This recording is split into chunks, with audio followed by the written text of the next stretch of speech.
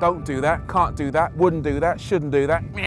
Shut up, leave me alone. I'm going like that, son. Rocket to the moon, and there's nothing you can do about it. Stay out of my slipstream. You're a mug. Those are the words, I imagine, of Mercedes AMG bosses to the rest of the car world when they designed the C63 hybrid. And we all know how that went.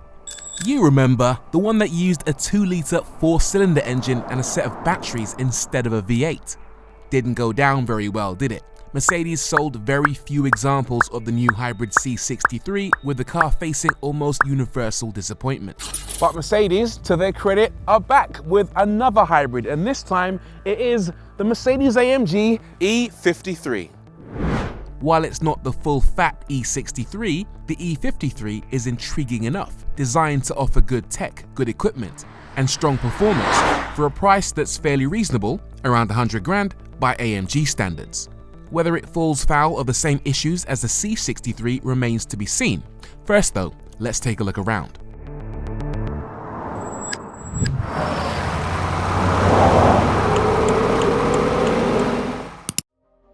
At the front, it's got all the usual Mercedes design staples, so big old grille just there, 3-pointed star on the nose, got some vertical stripes just there, and there's a second AMG badge on the bonnet, the Autotrader badge, sitting proudly on top of this sinuous, muscular bonnet. We've also got some big air intakes. Well, one intake, that's the only real one. The other one is actually fake, it's blanked off to improve airflow.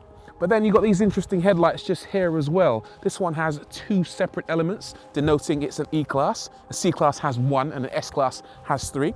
Every day's a school day. Along the side, we've got these very big 20-inch alloy wheels, which again, in typical Mercedes fashion, have this aero edge around the circumference. I wasn't too sure about that because in the past, they haven't done a very good job of that. On the AMG GT, these are actually made of plastic and feel very, very flimsy. However, these are a lot more solid and do look quite decent. You've got a little stick-on thing here. I don't think it's functional, but it does look quite good. Adds a little bit of style and flair to the car. Down here, we've got the typical AMG door handles, which pop out when you slide your finger along them. It's not the best because it is a little bit stiffer than you'd want. If you've got arthritis or you have children who open your doors regularly, it's just a bit more difficult to open than it should be. It's not the best door handle design in the world, but it is typical Mercedes in 2025. And around here, we've got 2 refueling ports. One back here for your charging, that's for your electricity. And then on the other side is a port for your petrol. And then round the back, we've got a saloon bum with a little boot lip spoiler.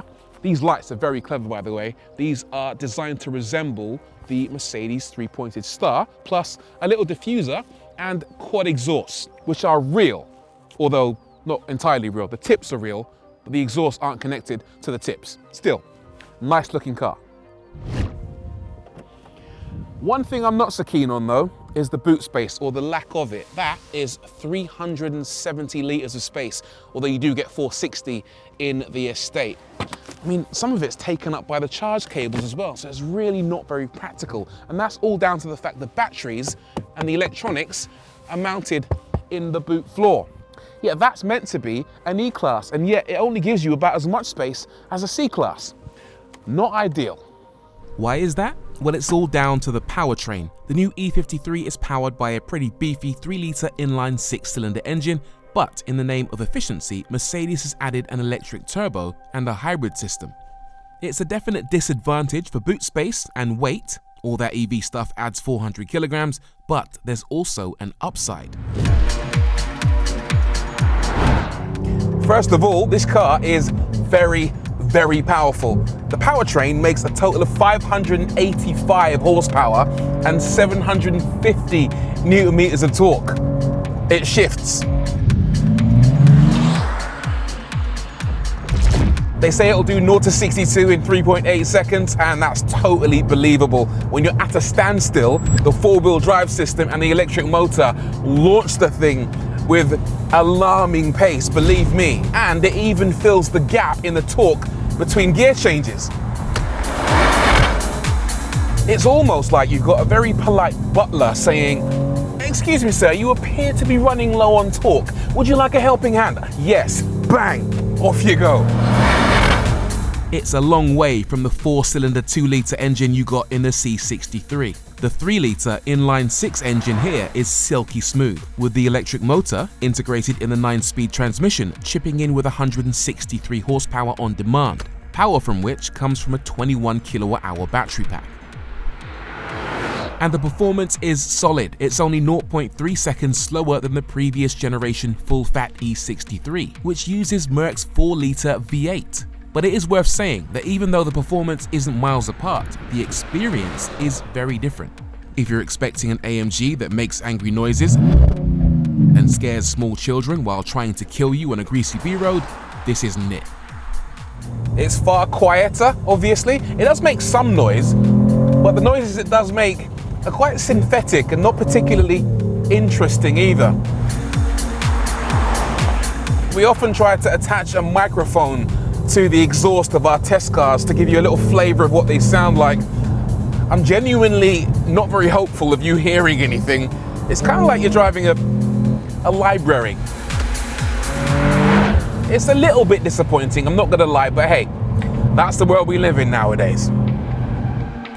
But the upside to AMG's shift to hybrid tech is that you can feel a bit more smug about not destroying the planet quite as quickly as before. You get most of the speed, but less of the guilt thanks to reduced emissions, just 23 grams of CO2 per kilometre, plus better fuel economy of 30 miles per gallon. It's fun, but responsible, like eating a cake made out of lettuce. Inside, it is a rolling tech fest. It reminds me of the bridge of the Starship Enterprise because everything is controlled using screens. This is actually called the Super Screen, and it's a scaled down version of the Hyper Screen that made its debut in the Mercedes EQS.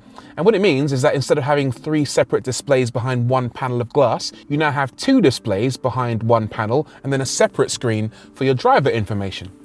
I can't say I'd recommend it though. It's the £1,495 option, and to me it feels a little bit pointless unless you really want a separate screen for your passenger. If you go for it, you do have some interesting features though, including navigation, radio playback, media, apps, video streaming, and a few other very, very pointless things, including a selfie mode.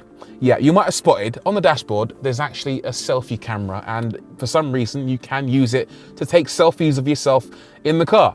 Yeah, again, I have no idea why you'd want that, but you can have it if you want. To me, it's a little bit invasive, a bit too big brother. If I owned this car, a piece of black tape would be going right over that in very short order, believe me. The car also comes with something called thermotronic climate control, and it's the next generation of Mercedes automatic climate control system.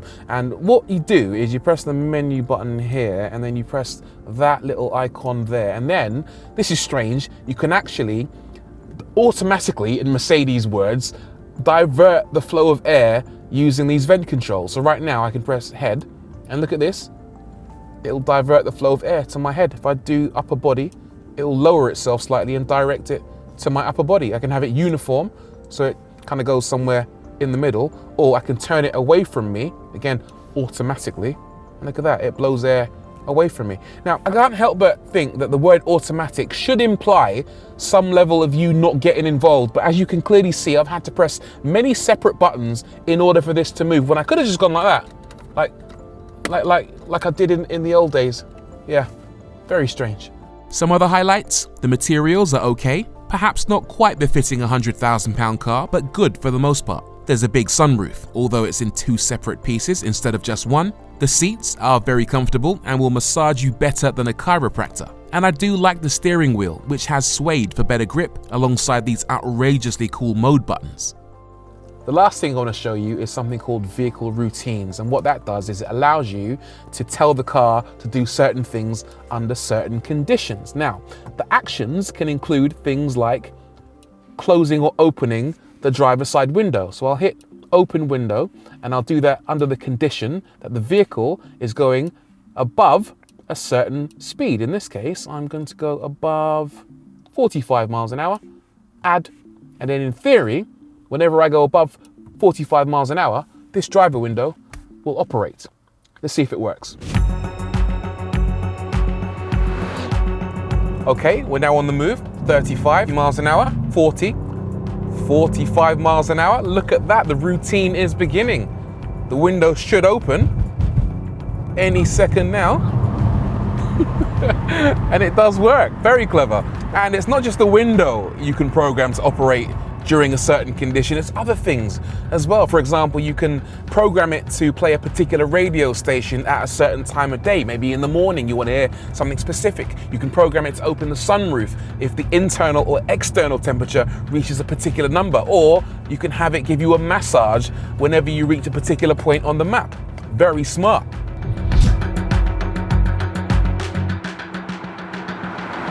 Okay, that's enough about the tech for now. Let's talk about the way it drives. Earlier, I spoke about the aggression and brutality, and that's not the only string to this car's bow. It's also a car that can deliver refinement and comfort.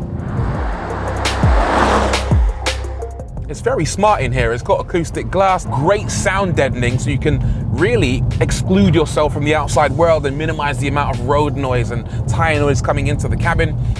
It's a car you can daily. And that isn't something that can be said for every single AMG. It's not going to beat you up when you take it for a spin. It won't make your nan cry if you take it for a drive. It's not going to make your dog sick if you put it in the boot. Well, you couldn't get it in the boot because the boot's really small, unless you had a poodle, and then I guess it wouldn't be sick. It's a really, really nice everyday car. The 21 kilowatt-hour battery allows the E53 to drive up to 62 miles on a single charge using battery power alone. Although in the real world, expect that range to be closer to 40 or 50, depending on how fast you drive. Charging, meanwhile, is fairly quick. It will replenish the battery on a 7 or 11 kilowatt domestic charger in around 3 hours, or up to 60 kilowatts with a public rapid charger in 20 minutes.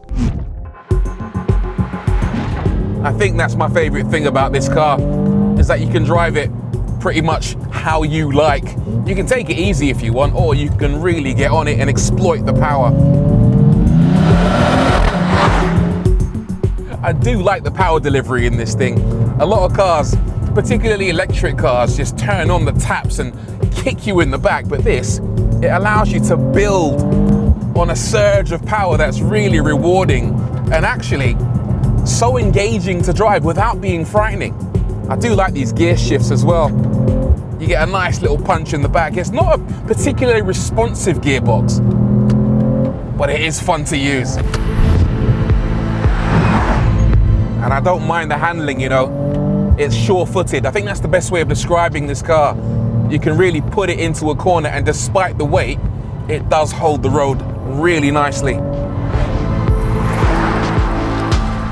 There's a good weight to the steering. The balance is actually quite nice, and you can power out of the bends with such ferocity.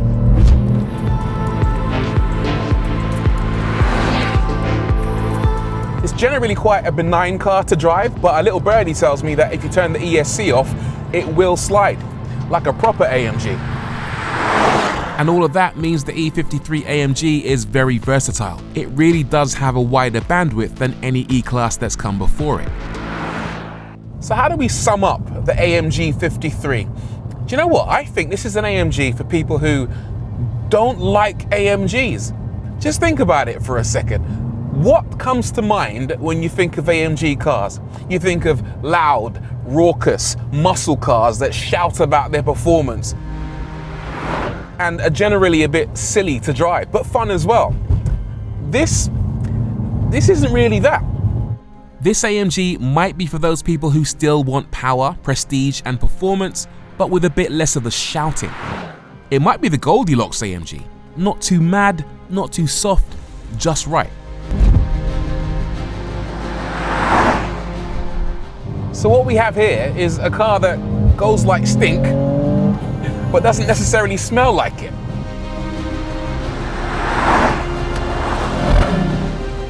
It's an AMG for grown-ups. Pheasant, pheasant, pheasant, get out of the way. A muscle car with manners. Whether that's a good thing or not, I don't really know. But I didn't make this world, I just live in it. Is it better than the C63? Absolutely 1000%. I actually really enjoy this car. And the cool thing is it makes me really excited to see what the forthcoming E63 will look like.